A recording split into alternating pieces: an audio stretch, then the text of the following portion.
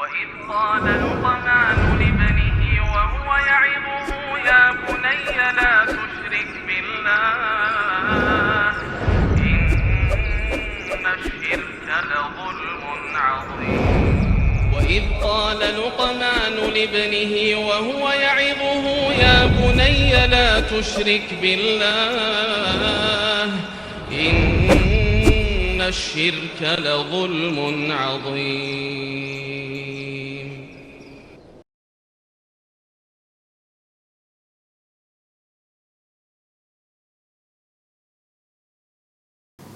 Ma hiya syurutut takhyiril gulami idza intahat hidanatuh?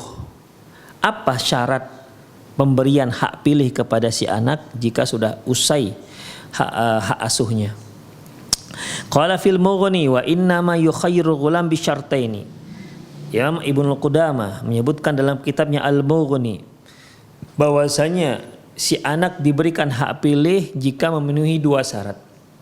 Yang pertama ayyakuna jami'an min ahli hidanah, yaitu hak pilih ini di mana dia memilih antara dua hal, ya, dua orang di mana kedua-dua orang ini memang memiliki hak asuh. Demikian, misalnya antara ayah dan ibu. Tapi kalau antara ibu dan tetangganya, ya ini nggak ada hak pilih, ya. Dia harus dengan ibunya. Si anak mungkin si anak ini dekat sekali dengan tetangganya, ya. Mainnya kan tetangga. Di tetangganya, kenapa dia suka main dengan tetangga? Karena di situ ada kawan-kawannya. Pokoknya selalu tempat tetangganya. Sehingga kalau dia disuruh pilih, kamu mau hidup dengan ibumu atau dengan tetangga? Orang tua temanmu, dia pilih malah orang tua temannya.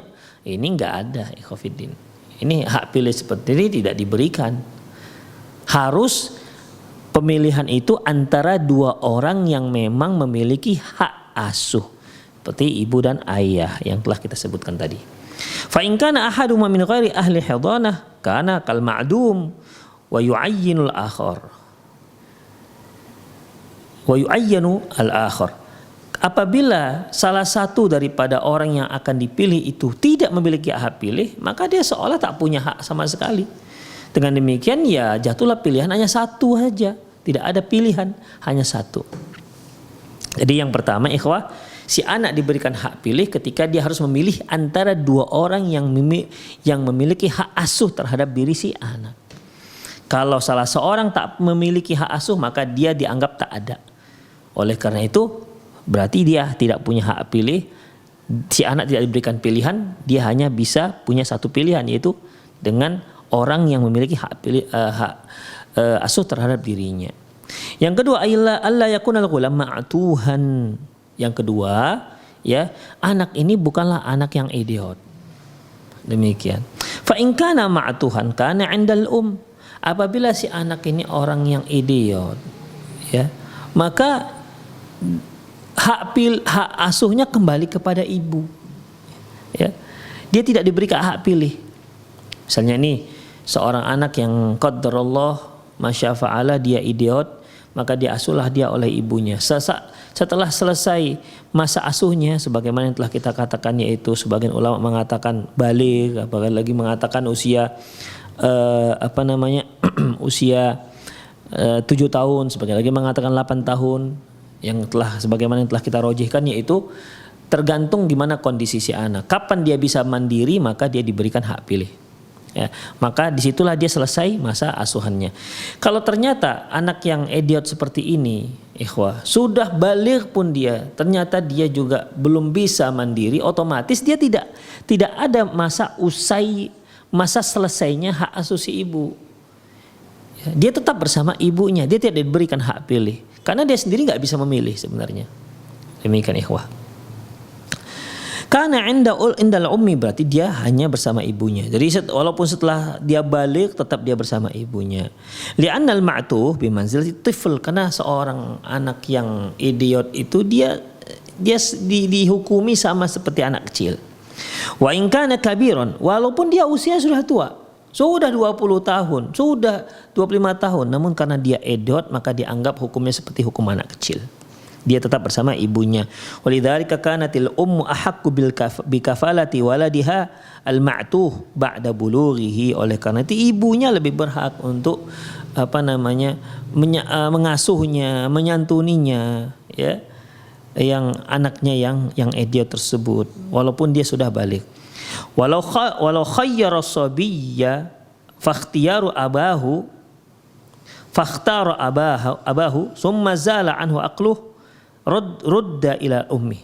Nah, ini di sini ada pernyataan ikhwah, seandainya seorang anak kecil yang sudah mumayyiz, ya, seorang anak kecil yang memang sudah bisa diberi hak pilih, udah, kemudian dia memilih ayahnya, namun beberapa waktu kemudian hilang akalnya, mungkin dikana benturan atau kita tidak tahu lah apa yang terjadi, ya, eksiden misalnya, kecelakaan, sehingga si anak ini menjadi orang yang geger otak dan akhirnya seperti orang setengah-setengah gila gitu misalnya, ya, maka kembali hak asuhnya kepada si ibu.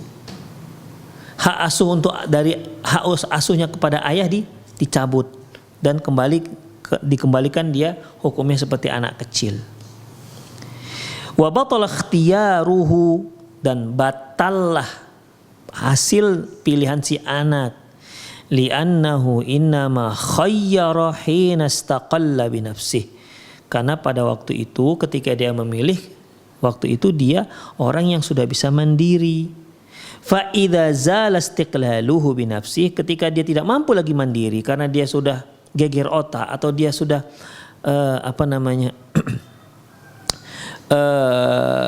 menjadi orang yang hampir gila misalnya, ya, kanatil ummu aula, berarti ibu itu lebih diutamakan dalam mengasuhnya, li'annaha asyfaqu alaihi, karena ibulah orang yang paling sayang terhadap dirinya. Demikian ikhwah, ya. Jadi ikhwah rahimanallahu wa iyyakum, ya umumnya bagaimanapun seorang ibu itu dia punya kasih sayang yang lebih terhadap anaknya ketimbang seorang ayah terhadap anaknya, ya. Ini umumnya ikhwah, umumnya, ya, walaupun ada juga orang-orang ibu-ibu yang boleh kita katakan memang kurang ajar, ya, memang nggak terdidik, bahkan dia tega membuang anaknya, bahkan membunuh anaknya. Ada ibu yang seperti ini, tapi kan ini ibu-ibu yang memang sudah di luar dari keumuman seorang ibu.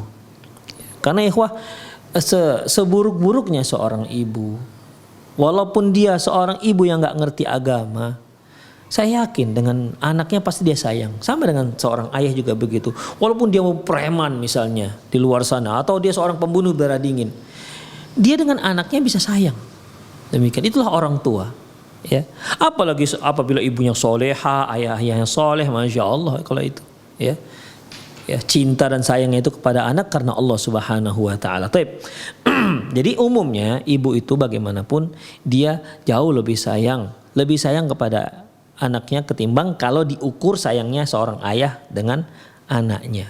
Yang mungkin ini disebabkan dia yang mengandung si anak, dia yang merasakan rasa sulit di 3 bulan pertama, si ibu yang muntah, pusing, masya Allah, wahnan ala wahnin yang Allah katakan, ya, kesusahan di atas kesusahan. Dan memang iya ikhwati, ya benar. Kalau antum punya istri, coba perhatikan gimana istri ketika mengandung anak. Demikian juga ketika dia mau melahirkan anak, Allahu Akbar, perjuangan yang luar biasa, sakit yang luar biasa yang mereka rasakan, yang kata Rasulullah SAW, kalau mereka ini meninggal ketika dia melahirkan anaknya, mati syahid, ya, mati syahid. Kemudian ketika menyusui, ikhwah, menyusui itu juga bukan enak, ya. Anak namanya juga payudaranya diisap-isap, itu ada yang lecet. Demikian ikhwah, lecet, perih ketika diisap oleh si anak, tapi mau nggak mau dia harus susui anak. Udahlah, merem-merem begitulah ibunya menahankan perih. Itulah perjuangan. Makanya melihat anak, masya Allah, dia jauh lebih sayang. Makanya wajar kalau Islam mengatakan ketika ditanyakan siapa orang yang paling berhak untuk mendapatkan perbuatan baik kita, Rasulullah mengatakan ibumu sampai 3 kali, baru keempat bapakmu. Taib ikhwah rahimanallahu wa iyyakum, karena li'annaha asyfaqu alaihi, karena bagaimanapun ibu jauh lebih sayang terhadap anaknya, wa aqwamu limasalihihi, dan lebih tahu maslahat untuk si anak. Kama fi hali tufulatihi, sebagaimana di saat si anak sedang ketika si anak masih kecil. Coba kita lihat ikhwah, seorang ibu dengan anaknya itu bisa ngomong, bisa bisa bicara dengan anaknya. Kadang-kadang ngomong, suaminya pun nggak tahu apa yang dibicarakan. Seolah-olah dia sedang ngomongan bahasa-bahasa tertentu. Si ibu tahu bahwasanya si anak nggak ngerti, tapi dia diajak ngomong si anak. Itulah seorang ibu. Ya. Ayah nggak ada seperti itu ikhwah. Ya. Ayah nggak ada seperti itu. Ketika dia dimandikan anaknya itu ngomong. Ibunya ngomong dengan si anak, padahal dia tahu itu anak gak akan ngerti apa yang diomongin. Begitulah ikhwah fiddin seorang ibu terhadap anaknya. Ya, jadi kalau si anaknya ternyata anaknya idiot atau nggak bisa mandiri, maka ibu lebih berhak terhadap hak asuh tersebut. Allahu a'lam bishawab. Jadi ikhwah, seorang anak diberikan hak asuh jika memiliki dua syarat. Seorang anak diberikan hak pilih. Ya, dia boleh memilih apakah hidup bersama ayahnya ataukah bersama ibunya jika memenuhi dua syarat. Yang pertama, apabila dua orang yang akan dia pilih memang memiliki hak asuh. Ya, seperti antara ibu dan ayah. Kemudian si anak harus memilih apakah bersama ibu ataukah bersama ayah. Ini ayah dan ibu adalah dua orang yang memiliki hak asuh. Yang kedua yaitu si anak memang orang yang normal, ya, yang normal. Adapun kalau sampai dia seorang yang idiot, maka dia dikembalikan hak asuhnya kepada si ibu. Demikian ikhwah rahimanallahu wa iyyakum.